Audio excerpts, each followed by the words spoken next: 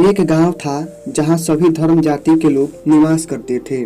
उसी गांव में एक गरीब किसान अपने परिवार के साथ रहता था। यह दर्दनाक घटना उसी किसान परिवार की है जिसमें परिवार का मुखिया, उसकी पत्नी और 2 बच्चे थे। घर का मुखिया एक लंबे अरसे से बीमार था। जो जमा पूंजी थी वह डॉक्टरों की फीस व दवाखानों में खत्म हो चुकी थी, लेकिन वह अभी भी चारपाई से लगा हुआ था और एक दिन इसी हालत में अपने बच्चों को अनाथ कर इस दुनिया से चला गया। मुसीबत का मारा परिवार खाने पीने का मोहताज हो गया, मगर लोग अपने काम धंधों में लग चुके थे। किसी ने भी इस परिवार की ओर ध्यान नहीं दिया।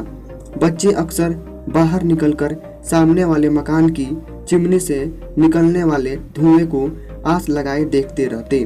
नादान बच्चे समझ रहे थे उनके लिए खाना तैयार हो रहा है, पर माँ तो माँ होती है। उसने घर में रोटी के कुछ सूखे टुकड़े ढूंढ निकाले। इन टुकड़ों से बच्चों को जैसे तैसे बहला फुसलाकर सुला दिया। अगले दिन भूख सामने खड़ी थी। घर में था ही क्या जिसे बेचा जाता। फिर भी काफी देर खोज के बाद 4 चीजें निकल आई, जिन्हें बेचकर शायद 2 समय के भोजन की व्यवस्था हो गई। बाद में वह पैसा भी खत्म हो गया। भूख से तड़पते बच्चों का चेहरा माँ से देखा नहीं गया।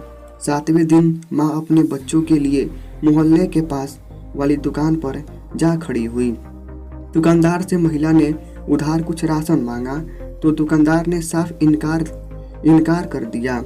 एक तो पिता के मरने से अनाथ होने का दुख और ऊपर से लगातार भूख से तड़पते रहने के कारण उसके 7 साल के बेटे की हिम्मत जवाब दे गई और वह बुखार से पीड़ित होकर चरपाई पर पड़ गया। बेटे के लिए दवा कहाँ से लाती, खाने तक का तो ठिकाना था नहीं। तीनों एक घर के कोने में सिमटे पड़े थे। माँ बुखार से आग बने बेटे के सिर पर पानी की पट्टियाँ रख रही थी। तब 5 साल की छोटी बहन अचानक उठी, माँ के कान से मुंह लगाकर बोली, माँ भाई कब मरेगा। माँ के दिल पर मानो जैसे तीर चल गया। तड़प कर उसे छाती से लिपटा लिया और पूछा, मेरी बच्ची तुम यह क्या कह रही हो। बच्ची मासूमियत से बोली, हाँ माँ, भाई मरेगा तो लोग खाना देने आएंगे ना। माँ यह सुनकर तड़प उठी। इसलिए अपनी दौलत को धर्म के नाम पर चढ़ावा चढ़ाने की बजाय किसी असहाय भूखे को खाना खिलाकर पुण्य प्राप्त करे। इससे सारे जहाँ के मालिक भी खुश होंगे और आपके मन को भी सुकून मिलेगा। दोस्तों, मेरा ये छोटा सा स्टोरी